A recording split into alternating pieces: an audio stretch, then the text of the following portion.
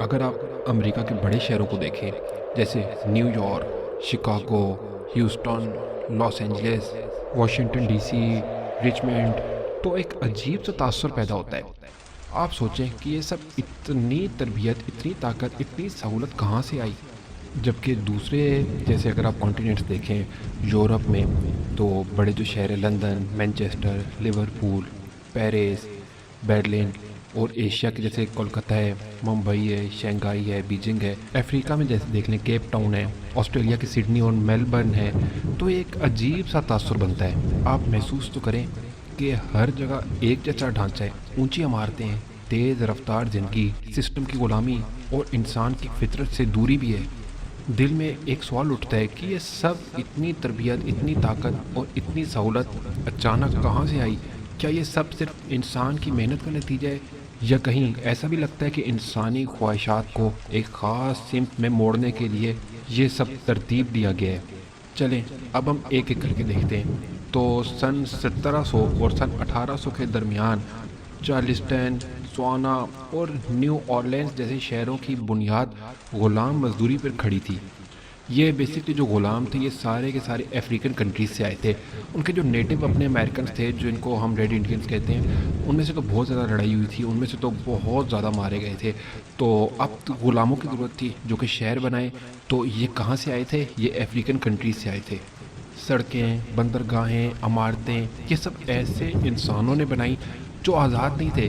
اگر ہم Washington DC سی کو دیکھیں تو اس کی سرکاری عمارتوں میں بھی غلاموں کی محنت شامل تھی۔ یہ چیز اگر آپ چاہیں تو گوگل میں جا کے سرچ کریں تو آپ کو نظر آئیں گے کہ بلیک افریقن وہ سب امریکہ میں نا سلیو کے طور پہ کام کرتے تھے۔ دراصل یہ غلام تھے تو ان کو پیمنٹ بھی نہیں کرنی تھی۔ یہ جو تمام شہر ہیں جو امریکہ کے ہیں، یہ سب طاقت اور نظم و ضبط کی علامت بنے ہوئے ہیں، مگر ان کی اینٹوں میں انسانی پسینہ اور بے بسی شامل تھی۔ دوسری طرف اگر ہم دیکھیں یورپ میں جیسے لندن ہے، مینچسٹر ہے، لیورپول ہے، اور اس جیسے بہت سے اور جو یورپ کی سٹیز ہیں، لیکن بیسیکلی جو انگلینڈ تھا اس میں جیسے صنعتی ترقی ہوئی تھی اور صنعتی انقلاب کے مراکز بن چکے تھے وہ۔ یہاں غلامی کا نام کم لیا گیا ہے، مگر حقیقت میں فیکٹری مزدور، بچے، عورتیں اور قیدی دن رات محنت مشقت کے ساتھ جکڑے گئے تھے۔ پیرس اور برلن کو بھی ہم دیکھیں تو یہاں پہ بھی بہت شہری ترقی ہوئی اور انسانوں کو زمین اور آسمان سے کاٹ کر کارخانوں اور اپارٹمنٹس میں بند کرنے کا ذریعہ بنی۔ یہ سب چیزیں دیکھ کر یوں لگتا ہے کہ انسان کو آزادی کے نام پر ایک نئی قید دی گئی، یعنی قید سسٹم۔ جب ہم ایشیا کی طرف دیکھتے ہیں تو کولکتہ، ممبئی اور برطانوی دور میں جو بندرگاہیں شہروں کی طرف بنی، جہاں مقامی آبادی نے کم اجرت پر سامراجی نظام کو چلایا۔ چین میں شنگھائی اور بیجنگ نے جدید دور میں وہی راستہ اختیار کیا، فطرت سے دور، رفتاری میں اضافہ اور انسان کا سسٹم پر مکمل انحصار۔ جیسے اگر ہم افریقہ میں کیپ ٹاؤن اور لاگوس جیسے شہروں کو دیکھیں تو وہ وہاں پہ ترقی کی علامت بنے، مگر وہاں بھی وسائل نکالے گئے اور انسان شہروں میں سمٹا اور زمین سے تعلق کمزور پڑ گیا۔ آگے جا کے دیکھتے ہیں تو آسٹریلیا کی سڈنی اور میلبرن میں بھی جدید شہری ڈھانچہ اسی عالمی نقشے پر بنا، چمک، سہولت، مگر اندرونی طور پہ خالی۔ اگر آپ ان سب کو ایک بار دیکھیں تو محسوس ہوتا ہے کہ یہ کوئی الگ الگ کہانیاں نہیں بلکہ ایک ہی سوچ کا تسلسل ہے۔ تو آپ نے کبھی خود سوچا ہے کہ یہ چیز آئی کہاں سے ہے؟ یہ شہر بنانے والی سوچ کہاں سے آئی ہے؟ یہ شیطان کی آرائش ہے یا انسانی غرور ہے کہ ہم خود بناتے ہیں؟ کبھی سوچے تو صحیح کہ ایک دم انسان کو خیال ہے کہ یار ہم سٹیز بنانا شروع کر دیتے ہیں، جبکہ سب صحیح چل رہا تھا، پورا امریکہ ڈیولپ ہونا شروع ہو چکا، سٹیل یورپ سے امپورٹ کرنا شروع کر دیے، ان کے ساتھ اس زمانے میں بارٹر سسٹم ہوتا تھا، ان کو کاٹن اور مختلف چیزیں دی گئیں، اور وہاں پہ جو مطلب افریقہ سے جو غلام تھے وہ امریکہ کو کنسٹرکٹ کرنے پہ لگ گئے، کینالز بنانے شروع کر دیے گئے۔ تو یہ بات سمجھ نہیں آتی کہ اچانک ہی ایک رات انسان اٹھا اور اس نے خیال کیا کہ یار میں پورا کا پورا ملک تیار کرتا ہوں۔ یہ کیا انسان کا اتنا بڑا دماغ ہو سکتا ہے کہ وہ سوچے، یا یہ کسی اور چیز کا دماغ تھا کہ ایک ملک بنایا جائے اور پھر اس ملک کا سسٹم ایسا کہ ساروں کے ساروں نے اسے اڈاپٹ کرنا شروع کیا؟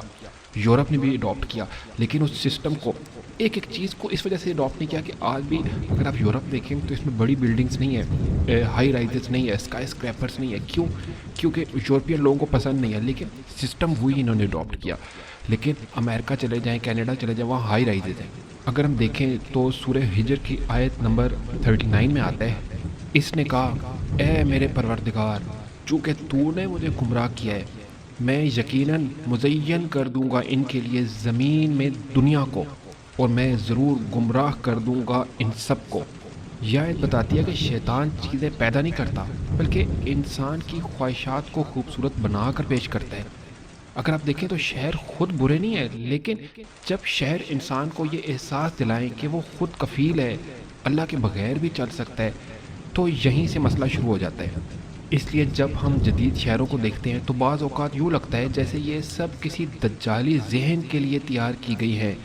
یہاں کے گھر، یہاں کے اپارٹمنٹس، یہاں کا سسٹم دیکھ کر لگتا ہے جیسے یہ دجال کا ذہن تھا، اس کا ذہن استعمال ہوا ہے، ساتھ شیطان ہے، اور یہاں پہ انہوں نے پورے سٹیز ڈیولپ کیے، پورے ملک کنسٹرکٹ کر دیے.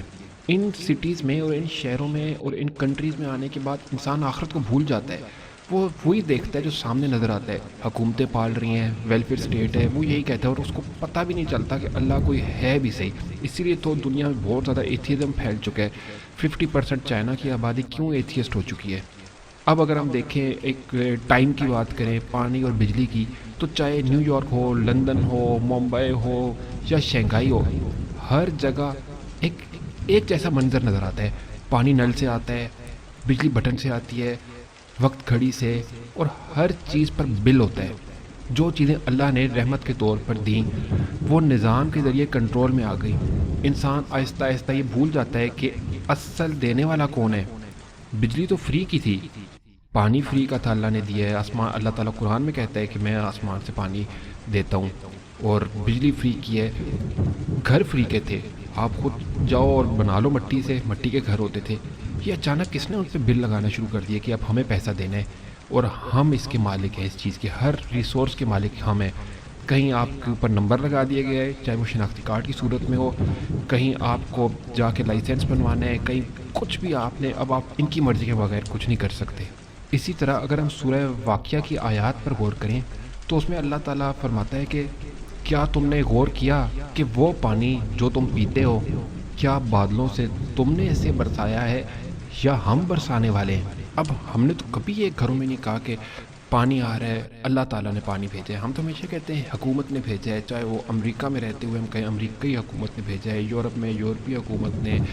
ہم تو حکومت کا نام لیتے ہیں، لیکن ہم نے کبھی یہ کیوں نہیں کہا کہ اللہ نے یہ پانی بھیجا ہے، کیونکہ ہمارا تعلق کٹ چکا ہے. اللہ نے ڈائریکٹ ہمارے گھروں میں پانی بھیجا تھا، زمین کے نیچے تھا، لیکن چند لوگوں نے ایک دم اس میں ایک قسم کا اس کو بند کیا اور کہا کہ اب یہ پانی ہماری طرف سے آئے گا، ہم بھیجیں گے. یہ کون لوگ ہیں؟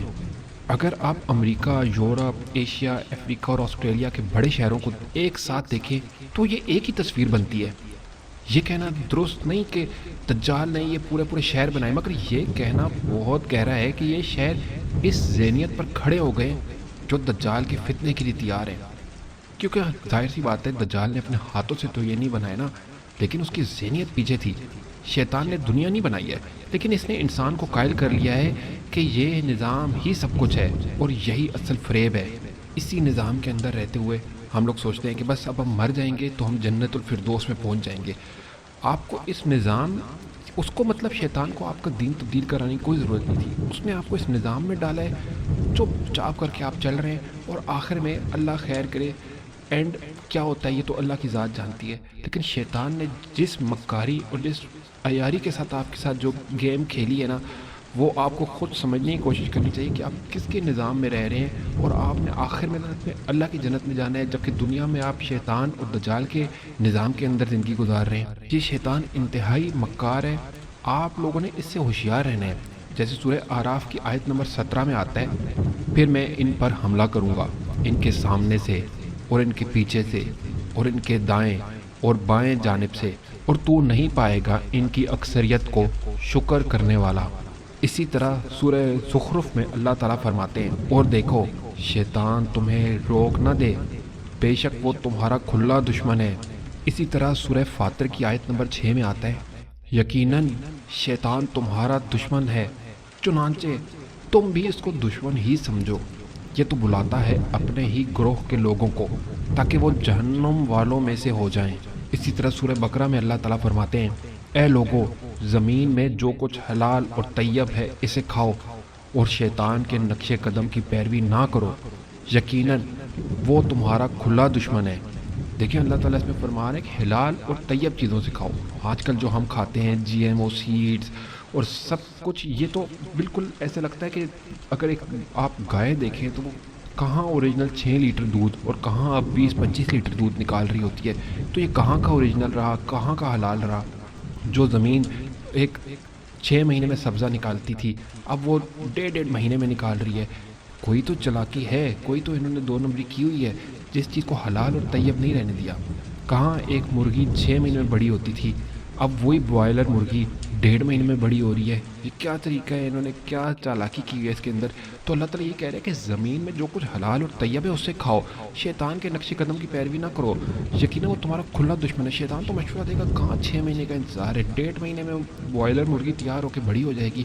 تو انسان کہتے ہیں ہاں یہ بھی بڑا اچھا طریقہ ہے، یا یہ جو کراپس ہیں یہ ایک دم اگائیں گی۔ تو اللہ تعالیٰ کہہ رہے ہیں یہ نہیں کرو، حلال اور طیب کھاؤ، جو چیز میں نے بنائی ہے، جو باقی چیزیں ہیں فرٹیلائزر ہیں وہ اس سے کام چلاؤ۔ یہ کیا کرتے ہیں، یہ باقی وہ کیا نام ہے وہ فرٹیلائزر یوز کرتے ہیں جو سیڈز ہوتے ہیں تاکہ نہ وہ ایک دم اگے اس سے۔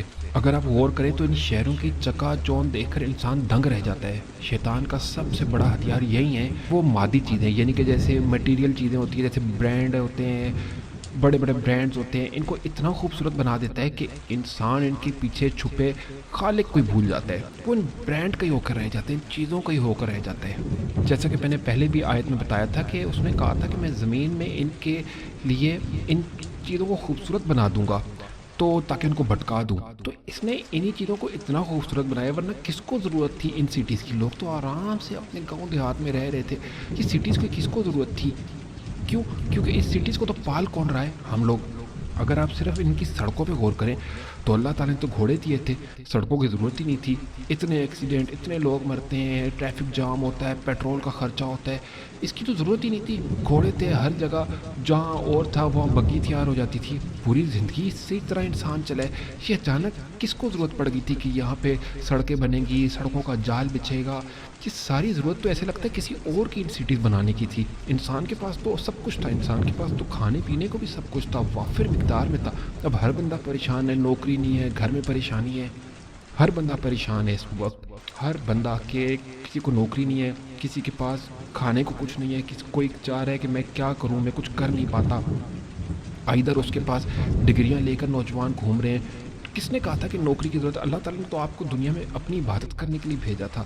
آپ کے پاس کراپس تھے، آپ کے پاس گائے بھینسوں کا دودھ تھا۔ آپ پرانے زمانے میں اگر دیکھیں تو لوگ کتنے کتنے عرصے بے روزگار ہوتے تھے، لیکن کئی کئی مہینوں لیکن زندہ ہوتے تھے۔ کیوں؟ ہم لوگ صرف بے روزگاری مہینہ نکالے گا تو گھر کا رینٹ ختم، اس کے بعد 2-3 مہینے بعد اگر کچھ نہ ہوا تو انسان جیسے مر جاتا ہے۔ کیوں مر جاتا ہے؟ کیونکہ اس کے پاس کچھ ہے ہی نہیں۔ پہلے زمانے میں لوگ کچھ نہ کچھ کھا لیتے تھے، خاندانی نظام تھا، قبیلے تھے، کچھ نہ کچھ ہوتا تھا۔ اب تو دنیا سے کیا، زمین سے کیا، اپنے آس پاس کے لوگوں سے کٹ کے رہ گئے ہیں۔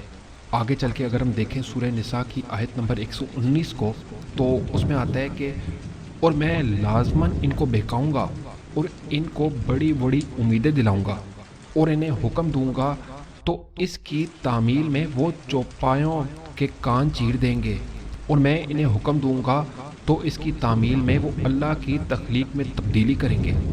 اور جس کسی نے بھی اللہ کو چھوڑ کر شیطان کو اپنا دوست بنا لیا تو وہ بہت کھلے خسارے اور تباہی میں پڑ گیا۔ اب آپ خود سوچیں، یہ کہہ رہے ہیں میں آپ اللہ تعالیٰ کی بنائی ہوئی چیزوں کی تخلیق میں تبدیلی کروں گا۔ تو اللہ تعالیٰ نے تو گاؤں بنائے تھے جہاں انسان رہتا تھا، اس کو سورج کی دھوپ آتی تھی، لیکن یہ کس نے ہے کہ ساری کی ساری تخلیق چینج کر لی؟ اچھا میں آپ سے خود پوچھتا ہوں ایک سوال، آپ کا اپنا گھر ہے، آپ مجھے بتائیں کہ اس گھر میں کیا ایسی چیز ہے جو 200 سال 150 سال پہلے تھی اور وہی چیز ابھی بھی چل رہی ہے؟ آپ کو کچھ بھی نظر نہیں آئے گا۔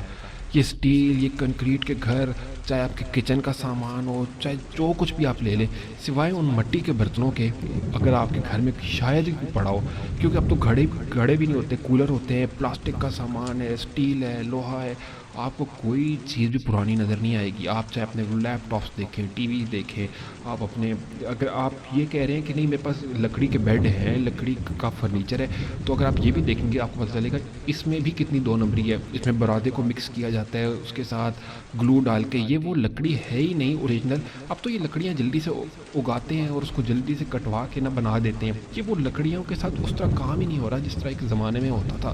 پورے کا پورا گھر آپ کا چینج کر دیا گیا، آپ کو ایسے ریل میں ڈال دیا گیا کہ آپ کو پتہ ہی نہیں ہے کہ وہاں سے آپ نکل کے کس طرف جائیں گے۔ آپ کو مطلب ایک قسم کی آپ کی اس نے اغوا کر لیا ہے شیطان نے۔ شہروں میں مٹی کی جگہ آپ دیکھیں تو کنکریٹ ہوتے ہیں، سورج کی جگہ اب کیا کریں، اپارٹمنٹس میں لوگ رہتے ہیں تو آپ سوچیں کہیں باہر کے ملک میں چلے جائیں تو وہاں تو 70 منزلہ مطلب ہوتا ہے، چائنا میں چلے جاؤ تو عام ہے 60 70 منزلہ تو عام ہے۔ تو وہاں اب کیا ہوتا ہے، مصنوعی لائٹیں ہوتی ہیں، قدرتی پانی ہوتا تھا، اب کیا ہوتا ہے اس کے اندر کلورین مکس کر کے دے دیتے ہیں اور وہ نل سے آتا ہے، ساتھ بل کا ایک الگ سسٹم ہے۔ اچھا ان کو پال کون رہا ہے، اس سارے سسٹم کو چلا کون رہا ہے، وہ ہماری اور آپ کی جیبوں سے چل رہا ہے۔ اس کے علاوہ یہ نوٹ چھاپ دیتے ہیں، اس سے چلتا ہے۔ اب ہم لوگ فطرت سے کٹ کر ہم لوگ اس سسٹم کے محتاج ہو کر رہ گئے ہیں۔ اسی طرح اگر ہم سورہ تکاثر کی آیات پر غور کریں، تمہیں غافل کیے رکھا ہے بہت کی طلب نے، یہاں تک کہ تم قبروں کو پہنچ جاتے ہو۔ یعنی شہروں کی معیشت اور سسٹم انسان کو صرف کمانے اور خرچ کرنے کی مشین بنا دیتے ہیں۔ یہ وہی غفلت ہے جس کا ذکر اللہ تعالیٰ نے مطلب ان آیات میں فرمایا تھا کہ اب انسان صرف بلوں اور بلز جمع کرانے ہیں، پیسوں کے چکر میں اصل معبود کو ہی بھول گیا ہے۔ اگر کسی سے پوچھو نا کیا ہے یار، بہت مسئلے ہیں زندگی میں، لیکن اللہ تعالیٰ تو کہتے ہیں میں نے انسان کو اپنی عبادت کے لیے دنیا میں بھیجا ہے۔ اب اس عبادت سے مراد نہیں کہ انسان صرف مسجد میں بیٹھ جائے، عبادت سے پورا دن جو وہ کام کرے وہ اللہ کے مطلب کہ اللہ کے حساب سے ہو، کیونکہ جو عربی میں عبادت ہے اس کا مطلب بہت بڑا ہے۔ ہمارے یہاں تو صرف عبادت کا مطلب ہے نا صرف نماز روزہ کر لیا، لیکن عربی میں عبادت کا مطلب ہے پوری زندگی اللہ کے طریقے پر گزارنی ہے۔ ہماری پوری زندگی بل جمع کرانا، 9 سے 5 9 سے 6 جاب کرنا، اور اس کے بعد انسان سمجھتا ہے بس یہ میں نے بڑا زبردست کام کیا۔ اسکول سسٹم کو اٹھا لیں تو انسان کچھ بھی نہیں سیکھتا، اس کو کچھ پتہ ہی نہیں ہے ان بچوں کو کہ بھائی ہم نے اسکول میں پڑھا کیا ہے، ہم نے سیکھا کیا ہے۔ اگر آج پوچھے تو ہم 10 سال بعد جو بچے میٹرک کر کے نکلتے ہیں ان کو کچھ بھی نہیں آتا، ان کو ایک کراپس اگانی نہیں آتی۔ خیر وہ تو میں اپنے پچھلی ویڈیو میں بول چکا ہوں کہ جو کراپس اگائے گا وہ بھی گندا ہے، جو بکری کا دودھ نکالے گا وہ بھی بہت بیکورڈ ہے۔ ہمیں تو اس طرح بھی پڑھائی کرا دی گئی ہے کہ اب ہمیں پتہ چلا ہے کہ جو فارمرز ہیں یہ بڑے گندے ہوتے ہیں، تاکہ ہم کسی طرح ان کے سسٹم کو اڈاپٹ کریں۔ اگر آپ سورہ بقرہ کی آیت نمبر 268 دیکھیں تو وہاں آتا ہے کہ شیطان تمہیں فقر کا اندیشہ دلاتا ہے اور بے حیائی کے کاموں کی ترغیب دیتا ہے، اور اللہ وعدہ کر رہا ہے تم سے اپنی طرف سے مغفرت کا اور فضل کا۔ اللہ بہت وسعت والا ہے، سب کچھ جاننے والا ہے۔ یعنی شہر کا پورا نظام جو ہے نا، آپ غور کریں تو اللہ تعالیٰ کہہ رہے ہیں شیطان تمہیں تنگ دستی اور فقر سے ڈراتا ہے، لیکن اگر آپ غور کریں تو کیا یہ اتفاق ہے کہ جو شہر کا پورا نظام ہے یہ خوف پر مبنی ہوتا ہے؟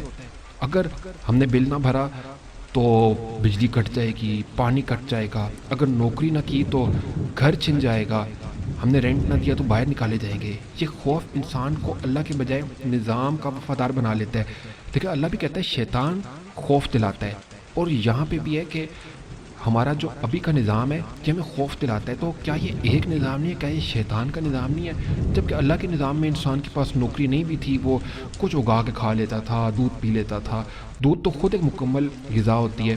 اگر آپ دیکھیں حضرت محمد صلی اللہ علیہ وسلم کو تو ان کا بھی آتا ہے کہ کئی عرصہ ان کے گھر میں کچھ نہیں پکتا تھا تو وہ کھجوروں کے ساتھ گزارا کر لیتے تھے۔ یعنی کہ انسان کے لیے کتنی آسانی ہے، وہ گیا باہر اپنے سے مطلب اپنے درخت ہے اس سے کھجور اتارے اور کھا لیے، تو مطلب زندہ تو ہے نا۔ اب ہمارا کیا ہوتا ہے جی، جیسے ہمارے نا جیسے بجلی نہیں لگی ہوتی، ایک دم سوئچ آف کرو تو بجلی کٹ گئی، تو ایسے ہی ان کے ہاتھ میں ہمارے مطلب سوئچ ہوتی ہے، یہ ٹک آف کرے آپ کی کٹ گیا، آپ کے بینکنگ سسٹم ختم، آپ کا یہ ختم، آپ کا وہ ختم۔ تو یہ سب کس کے اختیار میں ہے؟ یہ سب شیطان کے اختیار میں ہو گیا ہے۔ آپ خود سوچیں، اگر آپ کسی جگہ کہیں کہ میں اللہ کا نظام قائم کرنا چاہتا ہوں، فٹافٹ ساری ملک آپ پہ پابندیاں کیوں لگا دیں؟ ان کو تو کوئی مسئلہ ہی نہیں ہونا چاہیے، بھائی اللہ کا نظام یہ جانے، اللہ کا نظام جانے، دنیا کے کسی کونے پہ کسی جزیرے پر جا کے آپ بنا لیں۔ تو ان کو کیا ہے بھائی، اب وہاں یہ قتل کی سزا رکھ رہے ہیں، وہاں یہ فلانی سزا رکھ دی ہے، بھائی ان کی مرضی ہے، وہاں سود نہیں رکھ لے، لیکن فکر ایک دم پوری دنیا کو پڑ جائے گی۔ کیوں؟ کیونکہ شاید انسانوں کو فکر ہی نہیں ہے اس چیز کی، فکر شیطان کو لگتی ہے۔ یہ ایک دم الرٹ ہوتا ہے، اس کا مطلب ہے کہ کہیں نہ کہیں شیطان اور دجال اور شیطان اس حد تک انوالو ہے اس سارے سسٹم میں، اس چیز میں، کہ اگر ان کو پتہ چلے کہ کچھ ہوئے، یہ فٹافٹ وہاں پہ اپنے جیسے انسانی شیطانوں کو ایکٹیویٹ کرتے ہیں کہ یہاں کچھ کرو۔ تو اس لیے تو اللہ تعالیٰ نے کئی آیات ایسی ہیں کہ جس میں صرف بتایا ہے کہ جیسے کہا ہے کہ اب تم جب جنت سے حضرت آدم کو نکالا گیا کہ اب تم تینوں نیچے اتر جاؤ، اب ایک دوسرے کو دشمن ہو گئے، یعنی کہ اللہ تعالیٰ نے ہمیں بھیجتی کہا تھا اب تمہاری دشمنی شروع ہوئی، یعنی کہ ہم اب آتے ہی ہماری شیطان کے ساتھ دشمنی ہے یہاں پہ، اب ہم نے اس کو ہلکا نہیں لینا، جبکہ ہم کہتے ہیں ہماری اب کسی سے دشمنی نہیں ہے، شیطان بس کچھ نہیں ہے، یہ بس ایک خیال ہے، لیکن اللہ تعالیٰ نے بھیجتے ہوئے ہمیں وارن کیا تھا کہ تمہاری دشمنی شروع ہے، یہ کچھ نہ کچھ کرے گا تمہارے ساتھ۔ اگر ہم دیکھیں تو یہ کیا ہو رہا ہے، تو یہ ہم ایسے ہم غفلت میں پڑے ہوئے ہیں۔ اللہ تعالیٰ نے قرآن میں جہاں جہاں غفلت کا ذکر کیا ہے، وہاں یہ نہیں ہے کہ ہم نے جیسے سوچ لیا کہ غفلت میں تو صرف کافر پڑے ہیں اور وہ نان مسلمز ہیں، نہیں، غفلت میں ہم لوگ بھی پڑے ہیں، یہ مسلمانوں کے لیے بھی ہے۔ دیکھیں غفلت کفر نہیں ہے، یہ مشرک نہیں ہوتے، کافر نہیں ہوتے، مگر یہ سب سے زیادہ خطرناک حالت ہے جس میں انسان کو پتہ ہی نہیں ہوتا کہ وہ غافل ہے۔ اکثر لوگ سوچتے ہیں کہ غفلت شاید کافر ہو یا دین سے مکمل انکار ہو، ایتھیسٹ ہوگا، نہیں، ایسا کچھ نہیں ہے، غافل کوئی بھی ہو سکتا ہے۔ لیکن حقیقت یہ ہے کہ غفلت کفر نہیں ہوتی، بلکہ یہ اس سے بھی زیادہ خطرناک حالت بن سکتی ہے، کیونکہ غافل انسان لڑتا ہی نہیں ہے، سوال ہی نہیں کرتا اور پلٹنے کی کوشش بھی نہیں کرتا، وہ بس بہتا ہی چلا جاتا ہے، یعنی وہ ٹرینڈز کے ساتھ چلتا ہے، جس کو کہا جاتا ہے کہ گو ود دا فلو، جہاں جا رہے ہوں گے سب، غافل آدمی وہیں چل پڑے گا۔ اب آپ خود بتائیں نا، اب ہم لوگ بھی تو یہی کرتے ہیں، لیکن ہمیں ایسا سکھا دیا گیا ہے کہ نہیں، تم نے جو کرنا ہے کرو، تم پیدائشی جنتی ہو، تو آپ غافل ہو ہی نہیں سکتے، کیونکہ آپ نے پیدا ہوتی کہا تھا کہ ہم اللہ کو مانتے ہیں۔ لیکن اب بات یہ ہوتی ہے کہ اللہ تعالیٰ کا بہت شکر ہے کہ آپ اللہ تعالیٰ کو مانتے ہیں، لیکن بہت سی 10 اللہ تعالیٰ کی جو باتیں ہیں وہ ہم نہیں مانتے۔ تو شیطان بھی تو اللہ تعالیٰ کو تو مانتا تھا نا، شیطان نے بھی آگے کیا کہا تھا کہ یا اللہ میں سجدہ نہیں کروں گا، یعنی کہ میں آپ کی بات نہیں مانوں گا، ہاں میں آپ کو مانتا ہوں۔ تو یہ تو خود بہت خطرناک بات ہے، جیسا کہ سورہ اعراف کی آیت نمبر 179 میں آتا ہے، اور ہم نے جہنم کے لیے پیدا کیے ہیں بہت سے جن اور انسان، ان کے دل تو ہیں لیکن ان سے غور نہیں کرتے، ان کی آنکھیں ہیں مگر ان سے دیکھتے نہیں، اور ان کے کان ہیں لیکن ان سے سنتے نہیں، یہ چوپایوں کی مانند ہے بلکہ ان سے بھی گئے گزرے ہیں، یہی وہ لوگ ہیں جو غافل ہیں۔ اب آپ دیکھیں یہ آیت چونکا دیتی ہے، کیونکہ یہاں مسئلہ آنکھ، کان یا دل کا نہ ہونا نہیں ہے، بلکہ ان کے استعمال نہ کرنا ہے، اور یہ غفلت ہے۔ اب دیکھیں اللہ تعالیٰ نے کسی کو مطلب جیسے ہیوملیٹ نہیں کیا ہے کہ بھائی چوپایوں کی طرح کہا ہے کہ جو آنکھ کے کان نہیں استعمال وہ جانوروں کی طرح، وہ جانور ہے، نہیں، یہ وہ والا جانور نہیں ہے، دراصل یہ اللہ تعالیٰ نے اس میں اس کے جیسے اینیمل انسٹنکٹس ہوتے ہیں نا وہ بتائے ہیں، جیسے ایک جانور ہوتا ہے، آپ سوچیں تو اس کا کیا کام ہوتا ہے، صبح اٹھتا ہے اور اس کے بعد جانور نے صرف کھانا کھانا ہوتا ہے، شام کو سو جاتا ہے، دوپہر کو سو جاتا ہے، پھر وہ کھانا کھاتا ہے، پھر وہ سوتا ہے۔ اگر جن لوگوں نے جیسے مرغیاں ہو گئیں یا بکریاں ہو گئیں کبھی رکھی ہو نا، تو اگر آپ دیکھیں نا تو یہ پورا دن چرتی رہتی ہیں، پورا دن کھانا کھاتی رہتی ہیں، تھوڑا سا بیٹھیں گے اس کے بعد اگر آپ ان کا سامنے کھانا رکھ دیں گے نا تو پھر یہ کھانا کھانا شروع کر دے گی، یعنی کہ ان کا زندگی کا مقصد ہے کھانا کھانا اور سونا، کھانا کھانا سونا، بس یہ مقصد ہے۔ آپ ان کے دیکھیں تو کچھ بھی ہوتا رہے وہ سامنے کوئی نہیں فری کراتی، کیوں؟ جانور ہے نا، اگر آپ ان کو دیکھیں تو وہ کوئی آواز دیں آپ بکری کو، وہ کوئی نہیں سنتا، وہ بس اپنی لگا رہتے، ایک دفعہ سنے گا اس کو منہ پھیر لے گا۔ اگر آپ دیکھیں تو نہ دیکھتا ہے، نہ وہ سنتا ہے، نہ وہ کوئی محسوس کرتا ہے، تو وہ بالکل ہی نا ایک جانور ہوتا ہے. صحیح ہے. تو اللہ تعالیٰ کہہ رہا ہے کہ جو انسان بھی نہ غور کر رہے تو نہ سنتا ہے نہ دیکھتا ہے، تو وہ اس طرح کے چوپائے ہیں، وہ بکریوں کی طرح ہیں، وہ گائے کی طرح ہے. دراصل یہ بتایا ہے اللہ تعالیٰ نے اس میں.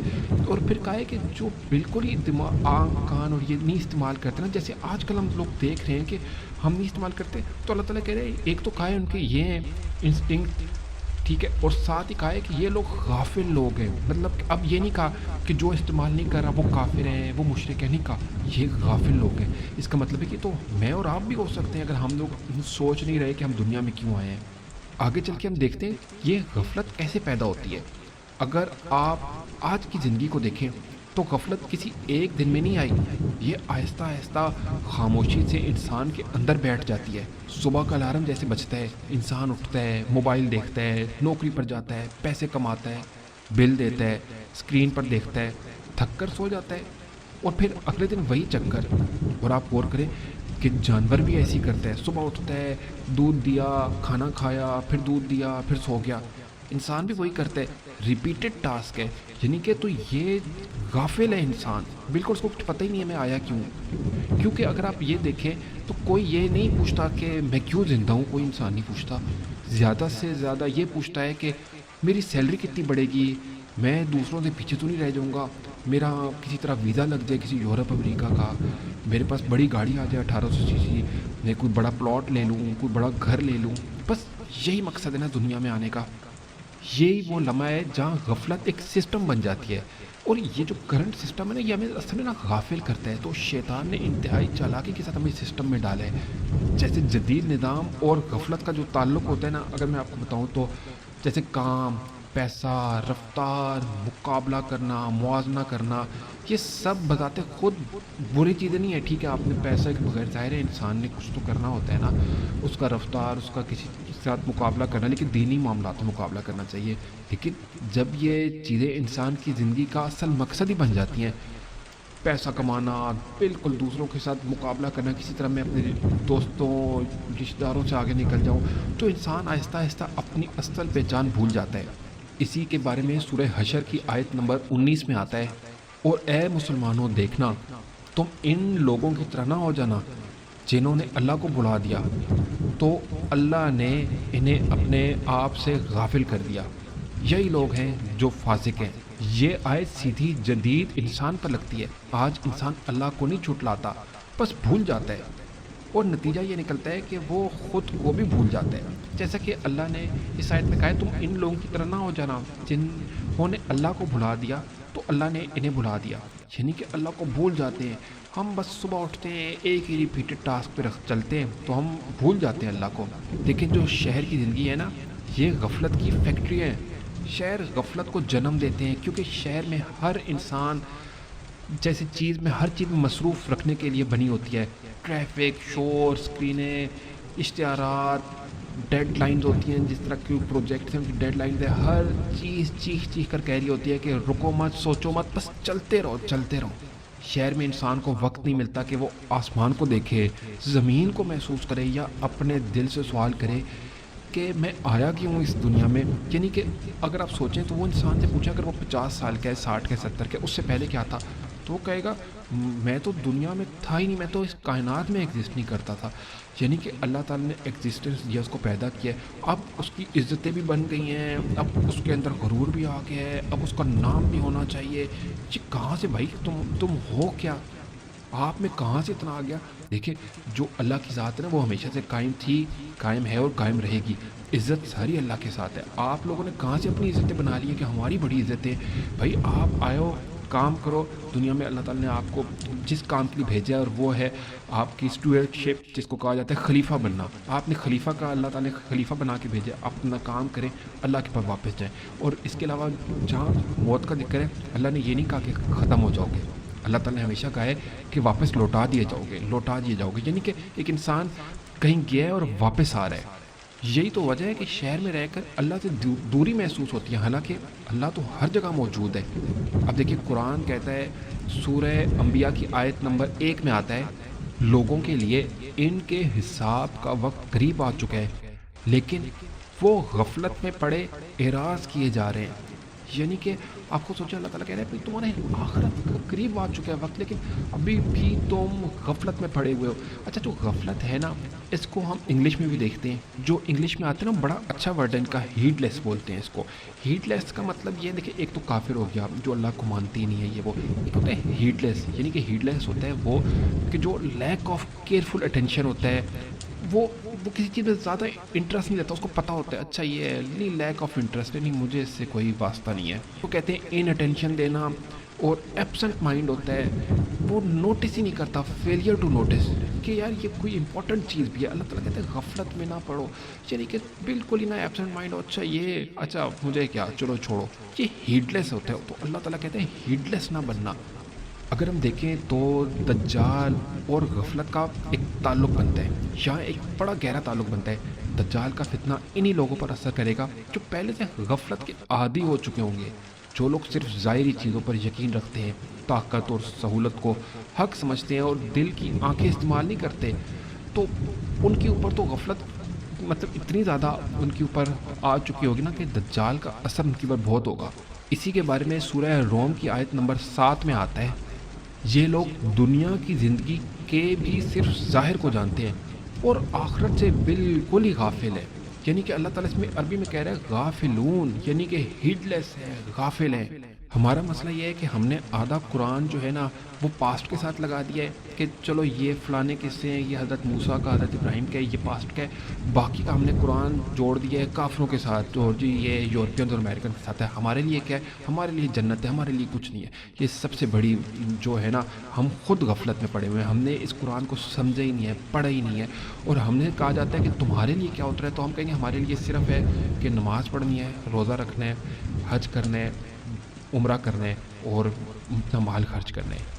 دیکھیں آپ بھول چکے اور ہم بھول چکے ہیں کہ ہم نے دین کو قائم کرنا ہے، دین کو قائم کرنا ہے۔ ٹھیک ہے آپ نماز چھوڑیں گے تو ظاہر ہے اس کے اوپر بھی عذاب ہے، آپ نے حج نہیں کیا تو اس کا الگ عذاب ہے، قرآن میں اتنے جگہ حج کا ذکر ہے، نماز کا ذکر ہے، یہ چھوٹی چیزیں نہیں ہیں، لیکن اس کی وجہ سے ہم جو 10 چیزیں اور بھول گئے ہیں۔ یعنی کہ اللہ تعالیٰ قرآن میں ایک جگہ کہتا ہے کہ تم قرآن کے آدھے حصے کو مانتے ہو، یعنی کہ جس کا مفہوم ہے، اور آدھے کو نہیں مانتے ہو۔ یعنی کہ ہم آدھے کو تو مانتے ہیں، نماز روزہ حج زکوٰۃ، ہم سب مسلمان ہیں، صحیح ہے، لیکن ہم باقی آدھے کو کیوں نہیں مانتے؟ یہ بھی تو ایک خطرناک چیز ہے۔ دیکھیں غفلت کی سب سے خطرناک علامت یہ نہیں ہے کہ انسان گناہ کرے، بلکہ یہ ہے کہ اسے گناہ محسوس ہی نہ ہو، نماز چھوڑ دی جائے دل نہ ہلے، ظلم نظر آئے دل نہ ہلے، نعمت ملے اور شکر نہ ادا کرے۔ یہی وہ مقام ہے جہاں انسان زندہ ہوتے ہوئے بھی روحانی طور پر مردہ ہو جاتا ہے، اور اسی غفلت کو کہا جاتا ہے جیسے جانوروں کی طرح اس کو کوئی فکر ہی نہیں ہے کچھ ہو رہا ہے کچھ نہیں ہو رہا۔ غفلت انسان کو آہستہ آہستہ اللہ سے نہیں بلکہ اپنے اصل مقصد سے ہی دور کرتی ہے۔ یہ جدید تہذیب کی سب سے خاموش مگر سب سے تباہ کن بیماری ہے، اور یہی وہ بیماری ہے جس پر دجال کا فتنہ سب سے زیادہ اثر کرے گا۔ اسی طرح سورہ یونس کی آیت نمبر 7 میں آتا ہے کہ بے شک وہ لوگ جو ہم سے ملاقات کی امیدوار نہیں ہیں اور وہ دنیا کی زندگی پر ہی راضی اور اسی پر مطمئن ہیں، اور جو ہماری آیات سے غافل ہیں۔ ایک اور جگہ سورہ اعراف کی آیت نمبر 205 میں آتا ہے، اور اپنے رب کو یاد کرتے رہا کرو اپنے جی ہی جی میں، عاجزی اور خوف کے ساتھ، اور بلند آواز سے نہیں پست آواز سے، اور غافلوں میں سے نہ ہو جائیے۔ اب آپ خود سوچیں ان آیات کو، یہ جو ابھی آیت بتائی ہے اس میں اللہ تعالیٰ کہہ رہے ہیں کہ اپنے رب کو یاد کرو۔ اب یہ کسی کافر یا ایتھیسٹ کو تو نہیں کہا جاتا نا کہ اپنے رب کو یاد کرو، وہ تو آلریڈی اللہ کو نہیں مان رہا ہوتا، اس کے لیے تو وہ بھائی پہلے تم اللہ کو تو مانو۔ تو اللہ تعالیٰ یہ ہم سے بات کر رہا ہے کہ اپنے رب کو یاد کرو اپنے جی جی میں، عاجزی خوف کے ساتھ، بلند آواز سے نہیں پست آواز سے۔ اور کیوں یاد کرو؟ کیوں؟ تاکہ تم ایسا نہ ہو تم مجھے بھول جاؤ اور تم غافلوں میں سے ہو جاؤ۔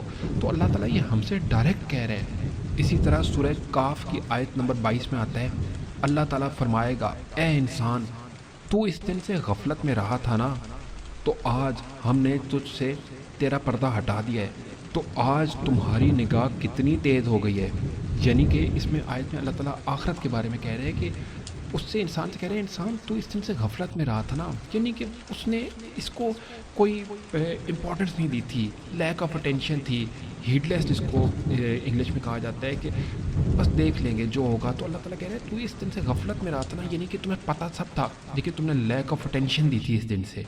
دیکھیں ہمیں غفلت نہیں کرنی، صحیح ہے، ہمیں سوال اٹھانا ہے یہ کس کا سسٹم ہے، یہ کون سی دنیا ہے جس میں ہم آ کے رہ رہے ہیں، ہمیں پتہ ہی نہیں ہے ہم کس کے سسٹم میں رہ رہے ہیں، ہمیں تو اللہ کے سسٹم میں رہنا تھا جس میں ہمارے پاس سب کچھ تھا۔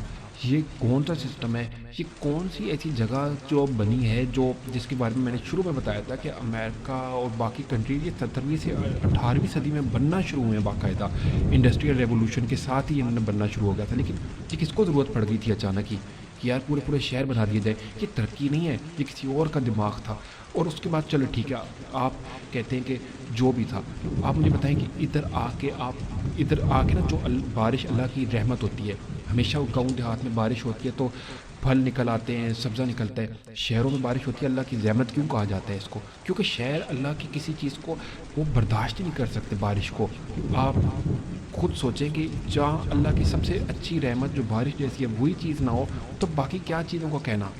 زمین سے پانی نکلتا تھا، اللہ کا شکر ادا کرتے تھے، اب نل سے آتا ہے، حکومتوں کا شکریہ ادا ہوتا ہے کہ بھئی حکومت نے دیا، بھئی آپ جہاں کھڑے ہیں اس کے نیچے پانی ہے۔ آپ خود سوچے تو صحیح، آپ کس کی جگہ پہ آ کے رہ رہے ہیں، کس کی بنائے ہوئے وہ؟ جیسے شیطان نے کہا نہیں تھا میں ان کو دنیا کو مزین کر دوں گا، تو ہم نے واقعی ہمارے بڑے چھوڑ چھاڑ کے آ گئے اس مزین کی ہوئی جگہ پہ، اور وہ ہے شہروں کی زندگی۔ میں ظاہر ہے اب یہ تو نہیں، ہر بندے کا اپنا فیصلہ ہے کہ اس نے کیا کرنا ہے، لیکن اگر آپ شہروں میں رہ رہے ہیں تو اسی کے ہو کرنا رہ جائیں، آپ خدا کا واسطہ ہے لوگوں کو تعلیم دیں، دین قائم کریں، کیونکہ اب اس وقت تو ساری دنیا غفلت میں پڑ چکی ہے۔ اب ہم چل کے سوچتے ہیں کہ اس غفلت سے نکلنے کا کیا بہترین طریقہ ہے، تو وہ ہے اللہ کا ذکر۔ اب ذکر ہم نے وہ سمجھ لیا جیسے کہ سبحان اللہ پڑھنا، الحمدللہ پڑھنا، ٹھیک ہے وہ ذکر ہے، لیکن یہ تو دیکھیں نا، یہ تو تصویر ہم نے بہت زیادہ لمیٹڈ کر لیا اپنے آپ کو۔ ذکر کی تو اپنی اتنی بڑی ڈیفینیشن ہے کہ انسان سوچ کے پریشان ہو جائے کہ یہ ذکر ہوتا ہے کیا؟ ذکر وہ واحد ہتھیار ہے جو پورے نظام کو توڑ دیتا ہے۔ ذکر شور نہیں ہے بلکہ ذکر ایک بیداری ہے۔ اکثر ہمیں ذکر ایسے سکھایا گیا ہے جیسے یہ صرف زبان کی حرکت ہو، تسبیح کے الفاظ ہو، آواز ہو، لیکن اگر ذکر صرف آواز ہوتا تو شہر میں لاؤڈ سپیکر سب سے بڑے ذاکر ہوتے کہ بھئی سب سے زبردست ذکر ہو رہا ہے۔ اگر ذکر صرف الفاظ ہوتے تو مشینیں اللہ کو سب سے زیادہ یاد کرتی، ہم مشین پہ لگا دیتے بھئی ذکر ہو رہا ہے، لیکن ہم لوگ پتہ ہی نہیں ذکر کیا ہے۔ حقیقت میں ذکر شور نہیں ہے، ذکر ایک شعور ہے۔ ذکر وہ لمحہ ہے جب انسان اس خودکار زندگی جس میں ہم آج کل آٹو پائلٹ پہ لگے ہوئے ہیں نا، ہم پیدا ہوئے ہیں اسی طرز پہ چل پڑے ہیں، بس نوکری ہے، شادی ہے، اس کے بعد کام کرنا ہے، گھر بنانا ہے، مر جانا ہے، ہم آٹو پائلٹ پہ لگے ہوئے ہیں۔ ایک بندہ اس میں الگ سے دیکھے گا نا تو سب اس کو دیکھنا شروع کر دیتے ہیں۔ تو جو ذکر ہوتا ہے نا اس میں نا بندہ غفلت یا جس کو ہم کہتے ہیں آٹو پائلٹ سے باہر آ جاتا ہے، اور جس میں پورا جدید انسان ابھی پھنسا ہوا ہے۔ ہماری سوسائٹی اس طرح ورک کرتی ہیں کہ اگر کوئی کہے گا نا کہ یار یہ کچھ عجیب سا ہے تو سب اس کو بولیں گے کہ یہ پاگل ہے، اس کا دماغ ٹھیک نہیں ہے، لیکن اگر وہ ساری سوسائٹی وہ کام شروع کر دے نا تو وہ نیو نارمل بن جاتا ہے۔ یار یہ تو سب نارمل ہے کیونکہ سب یہ کر رہے ہیں تو یہ نارمل ہے اور یہ ٹھیک ہے، جبکہ اللہ تعالیٰ قرآن میں کہتا ہے کہ اگر جس کا مفہوم ہے کہ اگر تم اکثریت کے پیچھے چلو گے تو اکثریت تو گمراہی کی طرف ہی جاتی ہے، لیکن ہم نے کیا سیکھا ہوا ہے کہ جہاں سب جا رہے ہیں وہاں جاؤ، وہ بالکل ٹھیک راستہ ہے۔ ان شہروں کی زندگیوں میں آ کے نا ہم بھول چکے ہیں۔ اب ہم نا اللہ تعالیٰ قرآن میں کہتا ہے کہ بھئی تم نے رزق میں پریشان نہیں ہونا، رزق میں دوں گا، صحیح ہے، اور رزق میری ذمہ داری ہے۔ ہمیں کیا سکھایا جاتا ہے کہ رزق نوکری دے گی، اس سے پریشان ہونا ہے ہمیں، مطلب قرآن کی اپوزٹ یہ ہمارا سارا سسٹم کام کرتا ہے، اور یہ سسٹم اور کسی کا بھی نہیں بنایا گیا ہے، یہ صرف اس کے پیچھے شیطان ہے، ابلیس ہے جس کا دماغ لگا ہوا ہے، اور اس کے علاوہ اس کے ساتھ دجال ہے۔ دیکھیں جیسے پیچھے سورہ اعراف کی آیت نمبر 205 میں آیا تھا کہ اپنے رب کو یاد کیا کرو عاجزی خوف کے ساتھ اور بلند آواز کے بغیر، تو آپ خود سوچیں اللہ تعالیٰ نے خاموشی سے ذکر کرنے کا کیوں کہا ہے کہ بلند آواز سے نہیں؟ اگر مسئلہ صرف شہر، حکومت، نظام یا دجال ہوتا تو اللہ ہمیں نعرے لگانے کا کہتا، شور مچانے کا کہتا، باہر کی جنگ کا حکم دیتا، لیکن اللہ نے کہا ہے اپنے رب کو اپنے اندر یاد کرو۔ اس کا مطلب ہے کہ اصل دشمن نہ سڑکوں میں، نہ عمارتوں میں، نہ حکومتوں میں، اصل دشمن دل کے اندر ہے، اور وہ غفلت ہے جو انسان کو بے خبر رکھتی ہے۔ جو ذکر ہوتا ہے نا وہ پورے سسٹم کو توڑ دیتا ہے۔ جدید نظام انسان کو ایک مشین کی طرح بنانا چاہتا ہے، الارم، کام، پیسہ، اسکرین، نیند، پھر وہی چکر۔ اس نظام کی طاقت یہی ہے کہ انسان سوچنے کا وقفہ بھی نہ لے۔ ذکر وہ وقفہ ہے جب انسان اچانک رک جاتا ہے اور کہتا ہے کہ اللہ دیکھ رہا ہے، میں یہاں کیوں آیا ہوں، اس دنیا میں میرا مقصد کیا ہے۔ یہ سب ہمیشہ سے نہیں ہے، یہ کچھ الگ سا لگ رہا ہے، کچھ عجیب سا لگ رہا ہے۔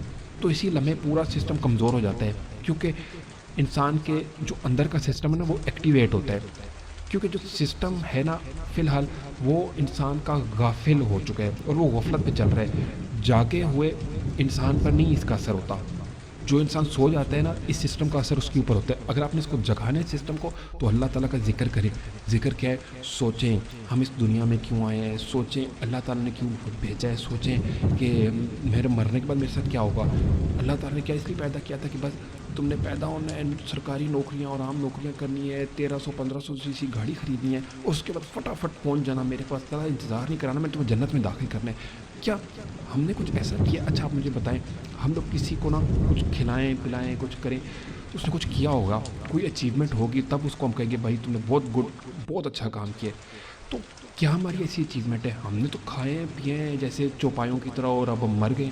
تو کیا ہے ہم نے جس کے اوپر ہمیں کہا جائے کہ اب ہمیشہ کی زندگی ملے گی جس میں کھانا پینا ہوگا؟ انسان سوچے تو صحیح۔ جو غافل انسان ہوتا ہے وہ سوچتا نہیں ہے، جو سوچتا ہے نا یعنی وہ اللہ کا ذکر کر رہا ہے، وہ سوچ رہا ہے کہ میں آیا کیوں اس دنیا میں۔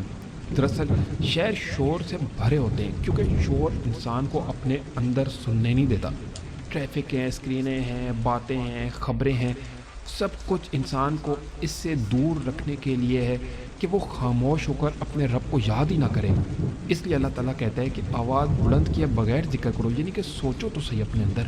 اس کے علاوہ شور مچانے سے، اونچے ذکر کرنے سے سارے ڈسٹرب ہوتے ہیں۔ ہر انسان نا اپنے رب کے ساتھ خود کا معاملہ کرے، خاموشی سے سوچے وہ آیا کیوں ہے۔ دیکھیں دجال کا سب سے بڑا ہتھیار جو ہے وہ آنکھوں کا فریب ہوگا، وہ دکھائے گا، چمکائے گا چیزوں کو، طاقت پیش کرے گا، لیکن ذکر انسان کو آنکھ سے نہیں دل سے دیکھنا سکھاتا ہے۔ اسی طرح سورہ بقرہ کی آیت نمبر 152 میں آتا ہے، بس تم مجھے یاد رکھو میں تمہیں یاد رکھوں گا اور میرا شکر کرو، میری ناشکری مت کرنا۔ آگے چل کے سورہ بقرہ کی آیت نمبر 200 میں آتا ہے، اور جب تم اپنے مناسک حج ادا کر چکو تو اب اللہ کا ذکر کرو جیسا کہ تم اپنے آباء و اجداد کا ذکر کرتے رہے ہو، بلکہ اس سے بھی زیادہ شد و مد کے ساتھ اللہ کا ذکر کرو۔ لوگوں میں سے وہ بھی ہیں جو یہی کہتے رہتے ہیں کہ اے ہمارے رب ہمیں دنیا ہی میں دے دے، اور ایسے لوگوں کے لیے آخرت میں کوئی حصہ نہیں ہے۔ اسی طرح سورہ طٰہٰ کی آیت نمبر 14 میں آتا ہے، یقیناً میں ہی اللہ ہوں، کوئی اور معبود نہیں سوائے میرے، بس تم میری ہی بندگی کرو اور نماز قائم رکھو میری یاد کے لیے۔ اسی طرح سورہ احزاب کی آیت نمبر 42 میں آتا ہے، اور صبح شام اس کی تسبیح کرتے رہو۔ اسی طرح سورہ کہف کی آیت نمبر 24 میں آتا ہے، مگر یہ کہ اللہ چاہے اور اپنے رب کو یاد کر لیا کیجئے جب آپ بھول جائیں، اور کہیے ہو سکتا ہے کہ میرا رب میری رہنمائی کر دے اس سے بہتر بھلائی کی طرف۔ اسی طرح سورہ منافقون کی آیت نمبر 9 میں آتا ہے، اے اہل ایمان تمہیں غافل نہ کر پائے تمہارے اموال اور تمہاری اولاد اللہ کی یاد سے، اور جو کوئی ایسا کریں گے تو وہی خسارے میں رہیں گے۔ اگر ہم دیکھیں تو ہمارا دل کہیں سو گئے، یہی وہ حالت ہے جسے قرآن غفلت کہتا ہے۔ یہ کفر نہیں ہے، یہ بے خبری ہے۔ انسان زندہ ہے مگر مقصد سے کٹا ہوا ہے، اس لیے اللہ نے بار بار ذکر کا حکم دیا ہے، کیونکہ شہر کا نظام انسان کو آٹو پائلٹ پر ڈال دیتا ہے، اور دلوں کا سکون تو اللہ کے ذکر سے ہی ہوتا ہے۔ دلوں کا سکون نہ عمارتوں میں ہے، نہ تنخواہوں میں ہے، بلکہ اللہ کے ذکر میں ہے۔ اگر ہم غور کریں تو شہر بذات خود دجالی نہیں ہوتے، صحیح ہے، بے شک اس کو بنانے میں سارا دماغ انہی کا تھا، مگر یہ آخری فتنوں کے لیے بہترین میدان ہے جہاں انسان زمین سے کٹ جاتا ہے، آسمان کو بھول جاتا ہے، رزق کو کمپنی سے جوڑ لیتا ہے، اور رحمت کو سسٹم سمجھ لے بیٹھتا ہے کہ جو اللہ کی رحمت آ رہی ہے نہیں یہ ہمیں سسٹم دے رہے ہیں۔ جیسے ہمیں کہا جاتا ہے کہ یہ ویلفیئر سٹیٹس ہیں یورپ کی، یہ ہمیں نہ حکومتیں پالتی ہیں، حکومتیں بڑا خیال کرتی ہیں، ہمارا ملک خیال نہیں کرتا، ہمیں حکومتیں پالتی ہیں، تو یعنی کہ ہم سسٹم کے اوپر ہی لائے کر چکے ہیں۔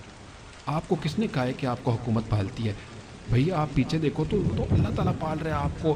آپ کے زمین جہاں کھڑے ہیں نیچے سے پانی نکل رہا ہے, آپ جہاں کھڑے ہیں نیچے سے فصل اگ رہی ہے, تو پال تو اللہ تعالیٰ رہا ہے. لیکن آپ نے سسٹم کو سمجھ لیا. اس کا مطلب ہے جس نے سسٹم کے اندر یہ سارا سسٹم بنایا ہے اسی نے آپ کو اپنے طریقے سے آپ کا ایمان اچک کے لے گیا. دراصل شہر میں مسئلہ یہ ہے کہ جو لوگ غافل ہوتے ہیں وہ مزید ڈوب جاتے ہیں. نجات کا راستہ شور نہیں ہے بلکہ خاموش ذکر ہے جس کا اللہ تعالیٰ نے حکم دیا ہے. ذرا سورہ آل عمران کی آیت نمبر 191 میں آتا ہے کہ جو لوگ اللہ کا ذکر کرتے رہتے ہیں, کھڑے بھی, بیٹھے بھی اور اپنے پہلوؤں پر بھی, اور مزید غور و فکر کرتے رہتے ہیں آسمانوں اور زمین کی تخلیق میں, اے ہمارے رب تو نے یہ سب کچھ بے مقصد تو پیدا نہیں کیا ہے, تو پاک ہے اس سے کہ کوئی اپس کام کرے, پس تو ہمیں دوزخ کے عذاب سے بچا لے. اب اس آیت میں اللہ تعالیٰ کہہ رہے ہیں الذین یذکرون, یعنی کہ جو لوگ اللہ کا ذکر کرتے ہیں کھڑے بھی, بیٹھے بھی, اپنے پہلوؤں پر بھی, اور مزید مطلب کہ اللہ تعالیٰ کہہ رہے ہیں ذکر میں کیا ذکر کرتے ہیں, وہ غور و فکر کرتے ہیں کہ آسمان اور زمین کی تخلیق میں. اب آپ خود سوچیں, ہمیں بچپن سے بتایا گیا تھا کہ تسبیح جو انگلیوں پہ پڑھنا ہے یہ اللہ کا ذکر ہے, لیکن اللہ تعالیٰ تو کچھ اور ڈیفینیشن بیان کر رہا ہے کہ جو غور و فکر کرتے ہیں کہ آسمان اور زمین کی, یار یہ پیدا کیسے ہوئے ہیں, یہ کیا چیز ہے, تو اللہ تعالیٰ نے اس کو ذکر میں شامل کیا ہے. تو آپ لوگ اس طرح غور و فکر بھی کریں گے نا تو آپ لوگوں کو پتہ چلے گا کہ میں آیا کیوں اس دنیا میں, یہ جگہ کون سی ہے, یہ سٹیز خود کب بنے تھے, امریکہ اور باقی کنٹری یہ بنے کب تھے, یہ گورنمنٹس کب تیار ہوئی تھیں, یہ سسٹم کب ہوا تھا, یہ لیجسلیٹو جو اسمبلیز ہیں یہ کب بنی تھیں. تو آپ کو پتہ چلے گا یہ سب ابھی تیار ہوا ہے. اس سے پہلے بھی سسٹم تھا, میں مانتا ہوں کہ برٹش سسٹم بہت پرانا ہے لیکن وہ اور تھا. یہ جو کرنٹ سسٹم ہے یہ اور ہے. دنیا میں بادشاہت ختم ہو گئی ہے, اب یہ سب ایک ہی سسٹم کے انڈر چل رہے ہیں اور سب کے اوپر جو ہے وہ UN بیٹھا ہوا ہے. یہ کس نے یہ سسٹم بنایا ہے یہ سب. تو جو لوگ غور کرتے ہیں صرف کہ یار یہ کیسے آیا ہے, یہ سسٹم کیسے بنا ہے, تو اللہ تعالیٰ کہہ رہا ہے کہ یہ لوگ ذکر کر رہے ہیں میرا. تو آپ اگر غور و فکر کریں گے تو آپ ذکر کریں گے. ذکر سے کیا فائدہ ہوگا, آپ غافل نہیں رہیں گے, غفلت میں نہیں پڑیں گے. غفلت میں نہیں پڑیں گے, اس سے کیا فائدہ ہوگا, جو غافل ہے وہ اس کے لیے اللہ تعالیٰ نے ایک آیت میں بتایا ہے کہ جو غافل ہیں وہ جہنم کی طرف جائیں گے. تو آپ نے جہنم سے بچ جائیں گے.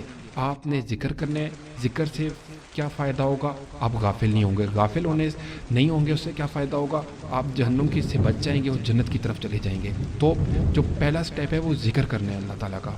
اب آگے چل کے ہم آخری چیز جس پہ ڈسکس کریں گے وہ ہے اللہ کی رحمت. یہ رحمت کیا ہوتی ہے؟ دراصل ہم نے جو پڑھا ہوتا ہے نا رحمت, وہ ایک مطلب کوئی امپورٹنٹ چیز نہیں ہے. اچھا اللہ کی رحمت ہے اور ہم اس چیز کو بھول جاتے ہیں. یہ سوال بہت گہرا ہے اور بہت خطرناک بھی ہے کہ اگر شہر انسان کو اللہ سے دور کرتے ہیں اور اگر نظام انسان کو غافل بناتے ہیں, اگر دولت, رفتار اور طاقت دل کو سخت کر دیتی ہے, تو پھر اللہ اس سب کو ختم کیوں نہیں کر دیتا؟ کیوں آسمان اب بھی کھلا ہے, کیوں سورج اب بھی نکلتا ہے, کیوں رزق اب بھی مل رہا ہے حالانکہ شکر کم ہو چکا ہے؟ تو اس کا جواب طاقت نہیں ہے بلکہ اللہ کی رحمت ہے. اللہ کی رحمت یہ نہیں ہے کہ وہ فتنہ مٹا دے, بلکہ یہ ہے کہ وہ فتنے کے اندر مہلت دے. قرآن واضح کرتا ہے کہ اگر اللہ فوراً انسان کے اعمال پر پکڑ لے تو زمین پر کوئی چلنے والا باقی نہ رہے, جس کے بارے میں سورہ نحل کی آیت نمبر 61 میں آتا ہے. اور اگر اللہ فوراً پکڑ کرتا لوگوں کی ان کے گناہوں کے سبب تو نہ چھوڑتا اس زمین پر کوئی بھی جاندار, لیکن وہ مہلت دیتا ہے انہیں ایک وقت معین تک. یعنی جو دنیا چل رہی ہے, جو نظام چل رہا ہے, یہ دراصل ہمارا ایک ٹیسٹ ہے اور اس میں اللہ تعالیٰ نے ہمیں ڈھیل دی ہوئی ہے. شہر اس لیے قائم ہے کہ انسان کے پاس ابھی بھی وقت ہے. بجلی اس لیے بند نہیں ہوتی کہ شاید کسی دل میں ابھی ذکر جاگ جائے, کوئی غفلت سے مطلب اٹھ جائے. رزق اس لیے نہیں رکا کہ شاید کوئی غافل ایک دن رک کر آسمان کی طرف دیکھ لے. اگر اللہ تعالیٰ چاہتا تو انسان کو زبردستی سیدھا کر دیتا, ایک آفت, ایک لمحہ, ایک حکم, سب ختم. مگر اللہ تعالیٰ جبر کا رب نہیں ہے, وہ اختیار کا رب ہے. وہ چاہتا ہے کہ بندہ خود پہچانے, خود لوٹے, خود کہے میں غلط تھا. اللہ کی رحمت کا یہ مقصد ہے کہ جیسے کوئی شہروں کے بیچوں بیچ کوئی اس کو پکارے, کوئی جاگ جائے, ایک شخص, ایک دل, ایک لمحہ جو کہہ دے اے ہمارے رب یہ سب کچھ تو نے بے مقصد تو پیدا نہیں کیا, دیکھیں، دنیا میں ہر انسان کو موقع دیا گیا ہے کہ وہ اپنے اعمال، نیکیوں اور صبر کے ذریعے اللہ کی اس رحمت کو کمائے۔ یہ دنیا ایک امتحان ہے، اور امتحان کا مقصد صرف یہ نہیں ہے کہ انسان دکھ دیکھے، بلکہ یہ ہے کہ وہ خود کو صاف کرے، اپنے دل کو جگائے اور آخرت کے لیے سرمایہ جمع کرے۔ دیکھیں، رزق، صحت، عقل اور فرصت، یہ سب اللہ کی رحمت کے نمونے ہیں، اور ان میں صحیح استعمال کرنے والا بندہ آخرت میں بھی اللہ کی مکمل رحمت کا حقدار بنتا ہے۔ اسی طرح سورہ الشورى کی آیت نمبر 28 میں آتا ہے، اور وہی ہے جو لوگوں کے نا امید ہونے کے بعد بارش اتارتا ہے اور اپنی رحمت پھیلاتا ہے، اور وہی کام بنانے والا تعریف کے لائق ہے۔ یہ آیت ہمیں بتاتی ہے کہ اللہ کی رحمت نہ صرف فزیکل دنیا میں ظاہر ہوتی ہے، بلکہ انسان کے دل میں بھی امید پیدا کرتی ہے۔ اگر لوگ مصروف ہیں، شہروں میں الجھے ہوئے ہیں، فتنے میں ہیں، تب بھی اللہ کی رحمت جاری ہے، تاکہ کوئی شخص اس پر غور کرے، جاگ جائے اور واپس آ جائے۔ دنیا میں اللہ کی رحمت وہ سب کچھ ہے جو انسان کے لیے آسانیاں پیدا کرتی ہیں، جیسے کھانے پینے کی چیزیں ہیں، صحت کی، زندگی کی نعمتیں ہیں، علم اور عقل ہے، وقت اور موقع کہ انسان اپنے رب کو یاد کرے۔ حتیٰ کہ مصیبتیں اور مشکلات بھی ایک طرح کی رحمت ہیں، کیونکہ وہ انسان کو یاد اور بیدار ہونے کا موقع دیتی ہیں۔ اسی طرح سورہ روم کی آیت نمبر 50 میں آتا ہے، تو دیکھو اللہ کی رحمت کے آثار کی طرف، وہ کس طرح زندہ کر دیتا ہے زمین کو اس کے مردہ ہو جانے کے بعد۔ یقیناً وہی زندہ کرنے والا ہے مردوں کو بھی، اور یقیناً وہ ہر چیز پر قادر ہے۔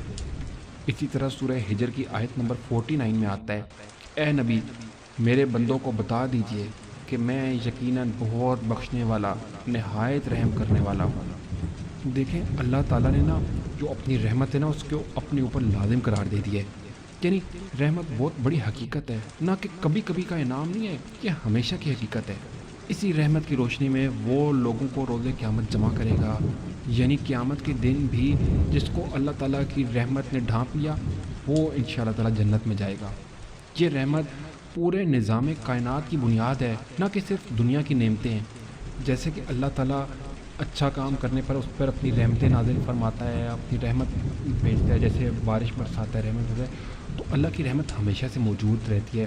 وہ ہمیں قیامت کے دن جمع کرے گا جہاں ہمارا حساب کتاب ہوگا، اور یہی رحمت ہوگی جو نجات دینے اور جنت کی امید دلانے والی ہے۔ تو آپ نے اللہ کی رحمت کو اس دنیا میں ارن کرنا ہے، اچھے اچھے کام کرنے، تو انشاءاللہ تعالیٰ یہی ارن کی ہوئی جو اللہ تعالیٰ کی رحمت ہوگی وہ آخرت میں ڈے آف ججمنٹ میں بھی ہمیں بچائے گی۔ جیسا کہ سورہ غافر کی آیت نمبر 7 میں آتا ہے، اے ہمارے پروردگار، تیری رحمت اور تیرا علم ہر چیز کا احاطہ کیے ہوئے ہے، بس بخش دے تو ان لوگوں کو جنہوں نے توبہ کی اور تیرے راستے کی پیروی کی، اور ان کو جہنم کے عذاب سے بچا لے۔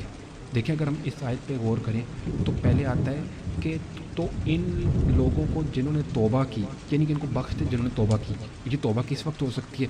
آخرت میں تو نہیں ہو سکتی نا، جس وقت انسان ڈے آف ججمنٹ میں توبہ نہیں ہو سکتی نا، یہ تو دنیا میں توبہ ہوتی ہے۔ تو دنیا میں ہم نے توبہ کر کے اللہ کی جو رحمت ہے وہ ارن کر لی ہے ہم نے، تو اب اللہ تعالیٰ کہہ رہے ہیں اس کے آگے، اور تیرے راستے کی پیروی کی۔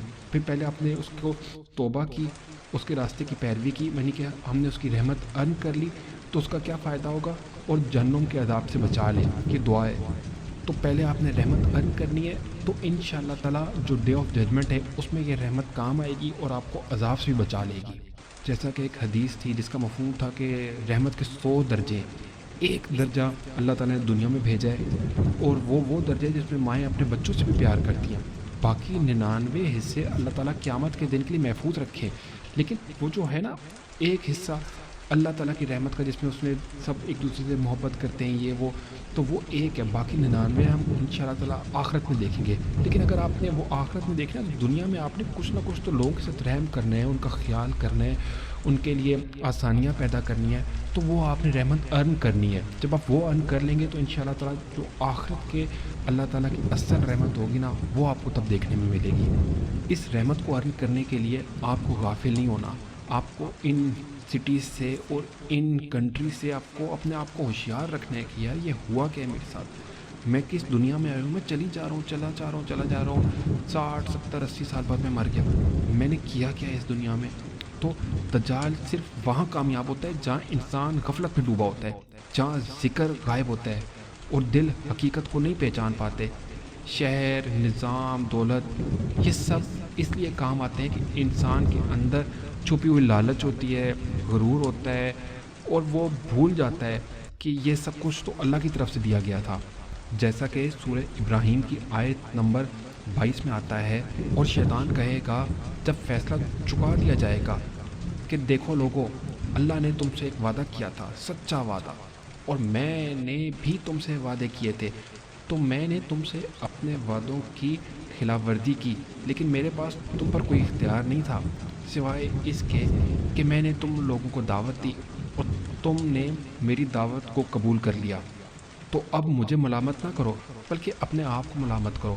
اب نہ میں تمہاری فریاد رسی کر سکتا ہوں، نہ تم میری فریاد کو پہنچ سکتے ہو۔ بلا شبہ میں انکار کرتا ہوں اس کا قبل ازیں تم مجھے اللہ کا شریک ٹھہراتے رہے تھے۔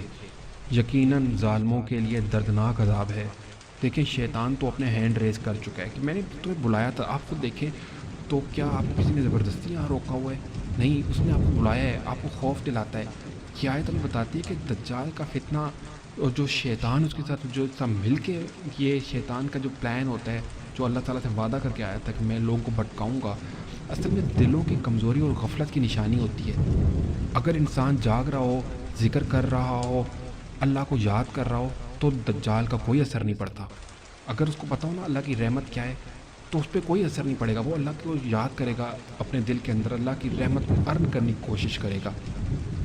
جیسے کہ حدیثوں میں آتا ہے، متعدد حدیثوں میں، کہ دجال سنسنی دکھائے گا، لوگوں کو بہکائے گا، ان کو جنت دکھائے گا، ان کی آنکھوں میں وہ چمک ڈالے گا، جو شیطان کے بارے میں بھی آیا تھا کہ یہ چمک کی طرف لے کر جاتا ہے، جو حقیقت نہیں ہوتے۔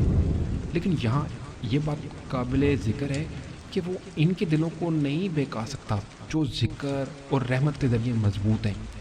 دجال کا مقصد یہ ہے کہ انسان خود کو شہروں اور سسٹم اور دنیا کے فریب میں کھو دے۔ دراصل جو ساری انجوائمنٹ ہے وہ تو اللہ تعالیٰ نے آخرت میں جنت کے لیے رکھی تھی، ہم نے یہاں پہ لینی شروع کر دی ہے، اور یہ انتہائی مکاری کے ساتھ شیطان ہمیں اپنے ساتھ اغوا کر کے لے کر جا رہے ہیں۔ اب آپ خود سوچیں، اگر اتنا خطرناک دشمن نہ ہوتا تو اللہ تعالیٰ نے اتنی آیات میں اس کا ذکر کیوں کیا تھا؟ کوئی خطرناک چیز ہی تھی نا، تب بھی اللہ تعالیٰ نے وارن کیا تھا، لیکن ہم یہاں ہیں، ہمیں لگتا ہی نہیں ہے یہ کوئی خطرناک چیز ہے۔ مجھے بتائیں کہ ہمیں اگر آخرت پہ یقین ہوتا تو ہم نے کبھی بڑے بڑے ہو گئے، ہم نے کبھی گھروں میں ذکر کیا ہے کہ جنت میں کیا ہوگا، جنت میں کیا ہوگا، آخرت میں کیا ہوگا؟